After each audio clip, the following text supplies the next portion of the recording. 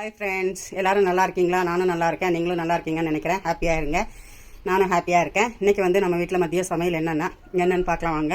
இன்றைக்கி நம்ம வீட்டில் மதியம் சமையல் முள்ளங்கி சாம்பார். இது வந்து எங்கள் மாமி எனக்கு சொல்லி கொடுத்தது, சென்னை ஸ்டைலு. முதல்ல ஏற்கனவே போட்டது எங்கள் அம்மா செய்கிற சாம்பார் தான் நான் போட்டிருக்கேன், திருநெல்வேலி சாம்பார்.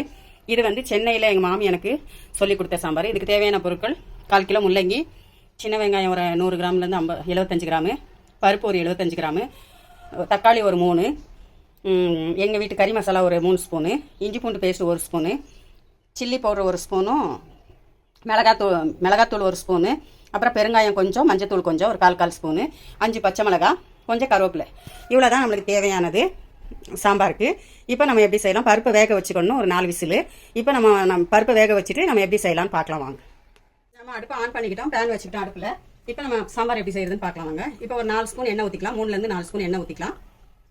எண்ணெய் நல்லா காயட்டும். எண்ணெய் சூடானதும் நம்ம கடுகு போட்டுக்கலாம். ஒரு 1/4 ஸ்பூன் கடுகு போட்டுக்கலாம். கடுகு வெடிக்குது. கடுகு வெடிச்சது நம்ம வெங்காயம் சேர்த்துக்கலாம். சின்ன வெங்காயம், பெரிய வெங்காயம், எந்த வெங்காயம் வேணுமாலும் சேர்த்துக்கலாம். குக்கர் வச்சுருக்கோம், நம்ம குக்கரில் பருப்பு வச்சுருக்கோம். குக்கர் விசில் வந்துட்டுருக்கு. அதில் ஒரு விசில் வந்திருக்கு. இப்போ ஸ்லோவில் ஒரு 3 விசில் வைக்கணும். இப்போ நம்ம இந்த வெங்காயம் போட்டுட்டு பச்சை மிளகாய், கருவேப்பிலை சேர்த்துக்கலாம்.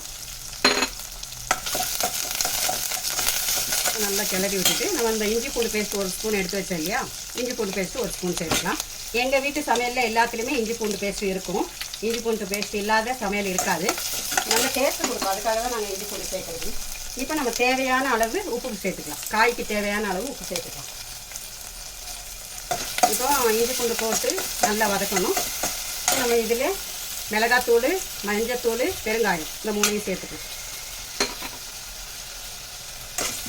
இப்போ நல்லா இது வதங்கணும். வெங்காயம் ரொம்ப வதங்க வேண்டியதில்லை. சாம்பாரில் கொதிச்சுக்கிறோம், லைட்டாக வதக்கி விட்டா போதும். இதில் நம்ம ஒரு 3 தக்காளி சேர்த்துக்கலாம்.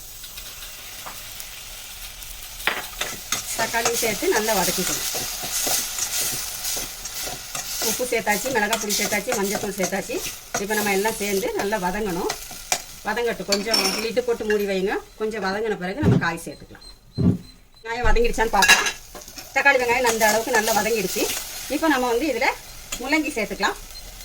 ஒரு 1/4 கிலோ முள்ளங்கி. உங்களுக்கு நிறைய எக்ஸ்ட்ரா செய்யணும்னா இதுக்கு டபுளாக சேர்த்துக்கோங்க. இது எனக்கு 6 பேருக்கு, காலையில் மதியம் லஞ்சுக்கும் நைட்டு டின்னருக்கும் சாம்பார். இப்போ நம்ம வீட்டு கறி மசாலா தூள் ஒரு 3 ஸ்பூன் சேர்த்துக்கலாம். இப்போ நம்ம இதுக்கு தேவையான அளவு தண்ணி ஊற்றிக்கலாம். ஒரு அரை லிட்டர் தண்ணி ஊற்றிக்கலாம். இப்போ காய் நல்லா வெந்து வரணும். காய் நல்லா வெந்து வரட்டும், பார்ப்போம். இப்போ லிட்டு போட்டு மூடிடுங்க. வெந்துருச்சான்னு பார்க்கலாம் வாங்க. இப்போ காய் வெந்துருச்சு. முள்ளங்கி இந்த வெந்த ஸ்டேஜில் நம்ம இந்த 4 விசில் பருப்பை வேக வச்சுருந்தோம்ல, இந்த பருப்பை சேர்த்துக்கணும். சிம்பிளான சாம்பார் இது.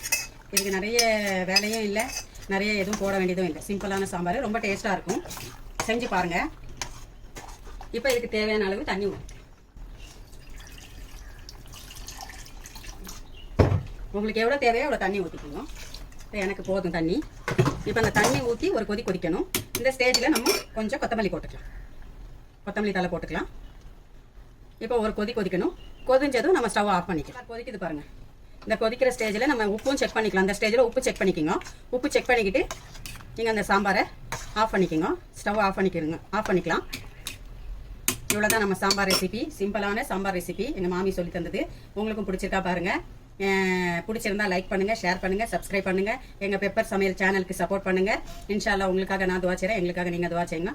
அஸ்ஸலாமு அலைக்கும். அடுத்த வீடியோவில் பார்ப்போம். இப்போ ஸ்டவ் ஆஃப் பண்ணிக்கலாம்.